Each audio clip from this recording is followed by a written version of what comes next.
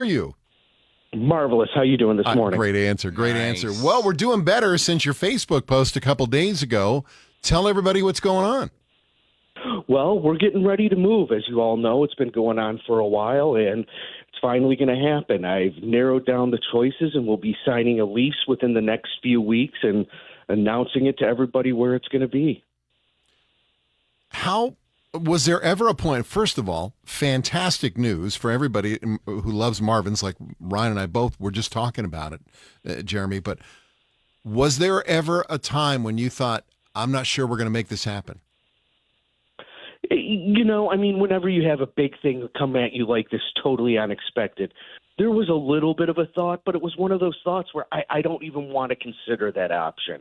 This is fun. I enjoy what I do every morning. I deal with people who are in a positive mood and having a marvelous time. So, as I said, there was that little bit of it, but it really wasn't an option. I knew we were going to go on. So explain to people, maybe people listening right now going, all right, I've heard of Marvin's Marvelous Mechanical Museum, but how many years has it been open and how did it all start? We started in 1980 when Tally Hall first opened. My father was a pharmacist, owned a drugstore, and my mom took me to Tally Hall, and that light bulb went off in her house. What a great place for your dad to get all that out of my house. Unfortunately, all the stuff that was in the house was just too nice, but he loved the idea. So from 1980 till 88, we were in Tally Hall. Then they closed down and had to remodel the whole facility. As soon as they finished, we reopened in late 89, and we've been there ever since.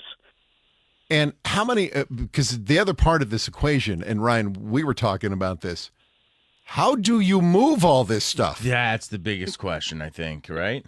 That is the greatest question there is. And I mean, slowly and carefully, but honestly, that's really something I don't know because we've been there since 1980. The only time we've moved somewhat was when my father passed away. I redid all the carpet, so we had to remove everything internally, just shifting it from one side to another side while they did the carpet. Wow. So I'm nervous. I'm a little scared about it, but I'm also excited about it, and it's something that's got to be done, and we're going to do it. Jeremy Yagoda with us, Marvin's Marvelous Mechanical Museum, Farmington Hills. They have a new location. You obviously don't have all the details yet. Not everything's not completely signed, but if everything goes according to plan, when would you like to be in your new location? Well, we are planning on our lease is through the end of February. So I'm planning on closing at the end of the new year and starting the whole process right then. And I hope to be reopening our new location sometime in February or March at latest. And the new location is just within a couple miles of where we're at. So we're not going far away. That's fantastic. Now you're going to have people looking at maps. That's the problem with Google right now, Jeremy. You're like, don't tell me I don't know something. What I know everything about everything. Yeah. In a 10-mile radius. Can't tell me. I'll tell you where Marvin's going to be before Marvin's knows. We were talking about on the air earlier that every time you go there, and there being Marvin's Marvelous Mechanical Museum, I always see something different. And my son Adam gravitates to some of the more unique things. We were talking about the Spanish Inquisition, little machine there. How far back does that one go? Do you know, Jeremy? That one goes back to the 30s, I believe, off the top of my head. And, what we've always termed Marvin's is of sensory overload because there's just so much going on. There's so much everywhere in the place, up on the ceiling, the walls. There's nothing empty. I get people all the time who want to buy stuff, and I tell them, what are you going to sell me even cooler to put in its place? Because if I get rid of that, I'm going to end up with a bunch of boring white walls, and that's not what we want, and that's not what people come to us to see. Do you ever talk to your dad when you're standing in there and tell him, I got this, I got this? Do you? Yeah, actually I do. It's kind of a little strange how those things happen.